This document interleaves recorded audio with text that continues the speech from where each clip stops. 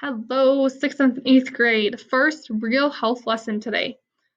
So what is going to happen is we are going to talk about lifestyle and longevity. So what does that mean? Longevity is the length or duration of a person's life. So what types of factors play into that longevity? So some basic things would be whether or not you smoke. So if you're a smoker, then typically your life is not going to be as long, typically. Exercise. So again, typically the more exercise you do, the healthier you are to an extent. But exercise is definitely a big part of longevity. So insurance companies actually are able to see certain statistics and information that help them to create general statements about certain habits and lifestyles. So they could say, generally, people that do this aren't as healthy, or generally, people that do this or are healthier. So what does that mean for you? Okay, so there's something that Northwestern Mutual, which is an insurance company, made called the longevity game. Basically, you answer a whole bunch of questions about what you do and your age, basically lifestyle, and then they tell you how long you're expected to live. Now, this is just an estimate. If it says 84, you're not going to die at 84 necessarily. You could, but ultimately, God is the only one who is in control of the day that we leave this earth and go to heaven.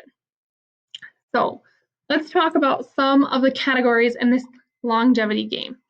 So first we have age and gender. So generally, women actually live longer than men, generally. Your family history. So what your medical history is. So if mom and dad and grandma and grandpa had a big medical history with a lot of problems, that could affect you. But you have no control over that, just like you have no control whether you were born as a boy or a girl and how old you are, because that's all something that is out of our control. God chooses, who we are and who our parents are, so we have no control over that. Exercise. Having an active lifestyle generally helps to reduce diseases. So the more active you are, the less chance you are to get certain diseases. Stress. Stress is a big one that affects your longevity, because how you handle stress is important. If you freak out at the littlest bit of stress, it's not going to be good for you because you're going to be really stressful all the time. If stress helps to motivate you, it could be a good thing. Blood pressure. So generally, a normal blood pressure is 120 over 80. That's pretty average. If your top number there is over 130, you're considered to have high blood pressure. If you're under 80, on a low number, you're considered to have low blood pressure. Okay, what about driving? Driving is a huge thing. So in the longevity game, they actually call them moving violations. But basically it's saying, like, are you a safe driver? Do you get tickets a lot because you speed? Or, do you look out for others? Seatbelts, that goes along with that. Are you being safe in a vehicle? Are you buckled up with your seatbelt on? Smoking. As I said before, generally people who smoke aren't going to live as long because they can get things like lung cancer and heart disease, and then that affects their longevity. Drinking. Drinking can also damage your liver, which is pretty important organ in your body. But drinking also contributes to a lot of auto accidents and job accidents just because you're not fully there. You're not aware of everything that's happening when you drink too much. Drugs.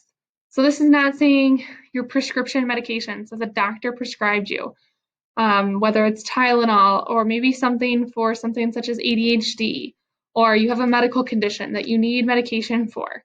That is not the type of drugs this is talking about. Now, if you use those too much, it could be maybe. But it's saying, like, if you would do things like there's cocaine or there's other ones out there. So basically, like, if you have a regular lifestyle of doing drugs that are bad for you, that can affect your longevity. Your diet, what you eat. So fruits and veggies are really important. You're actually supposed to get 5 servings of fruits and vegetables every day.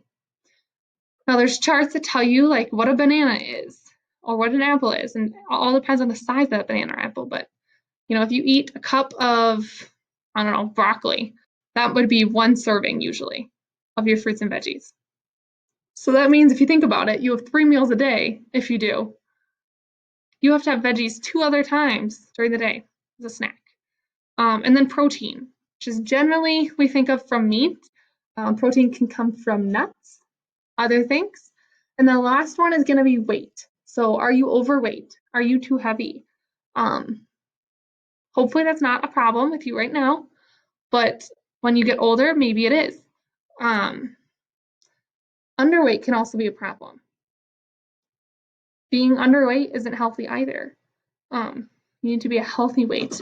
And then exercise is a big thing that will help this. Like if you're exercising too much, maybe you're underweight. If you're not exercising enough, maybe you're overweight and you need to exercise more. So exercise can help to put you in the right spot as far as the weight category goes. All right, so we have a couple pictures here. So healthy lungs are on the left side, these nice pink ones, pink and plump. Then you have a smoker's lungs, very black, ugly. Could you imagine trying to breathe with those lungs?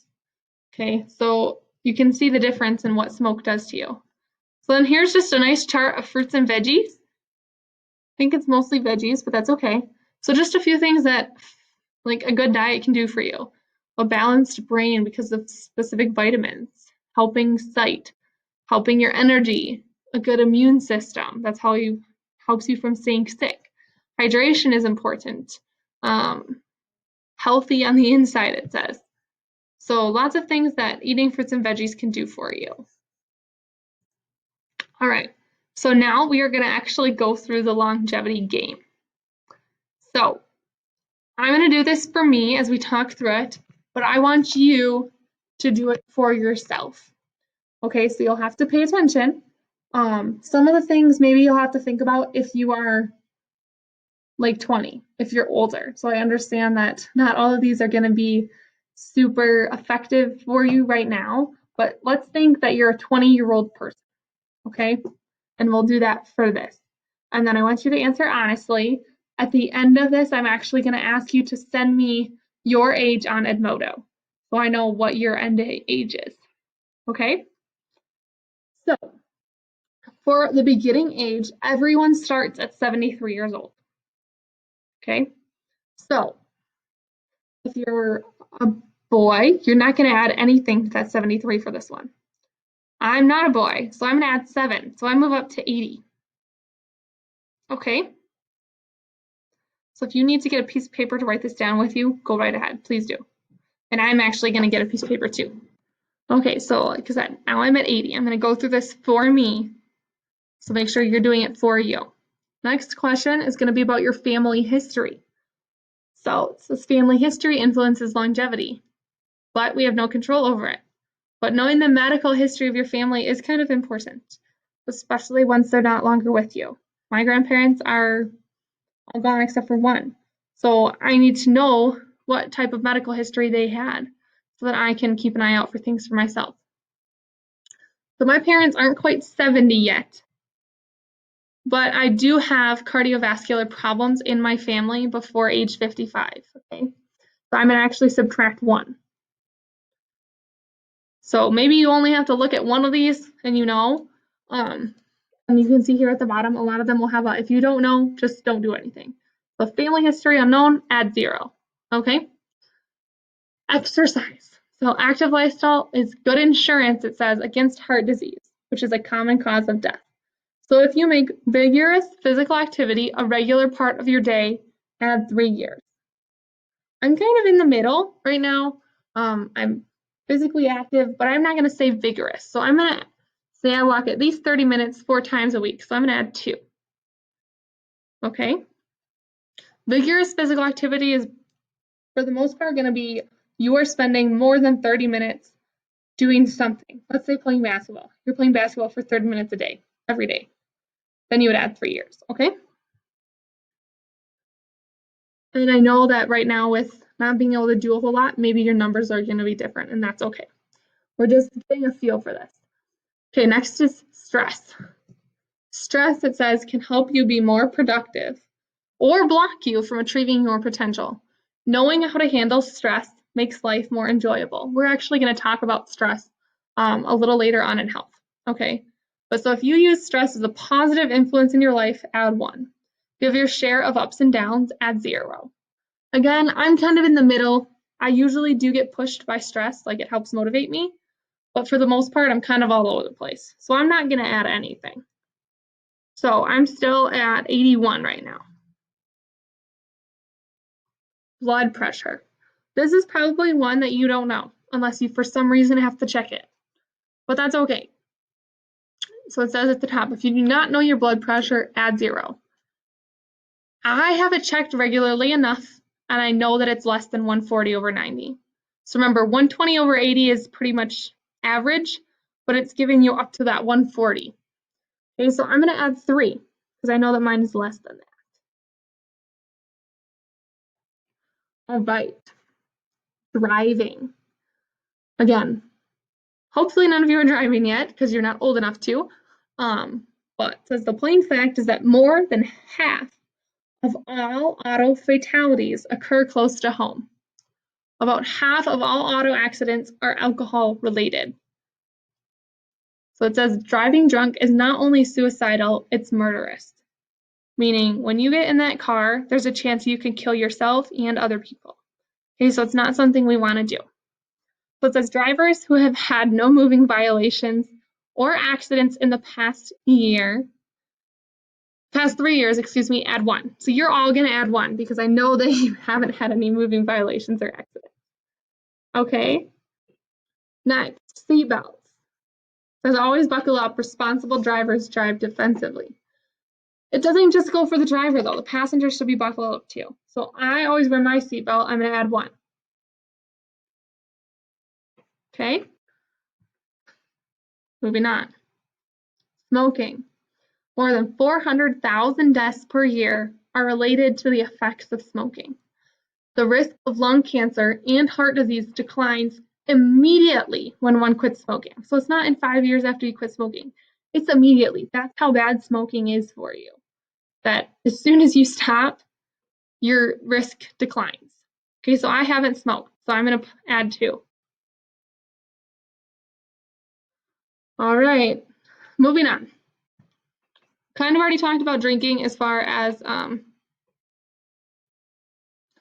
driving, but so heavy drinking, meaning more than 2 or 3 drinks a day, even 2 is kind of a lot, but more than that, especially regularly, can be really bad for you. Like I said before, it severely damages your liver, which is a really important organ that you have.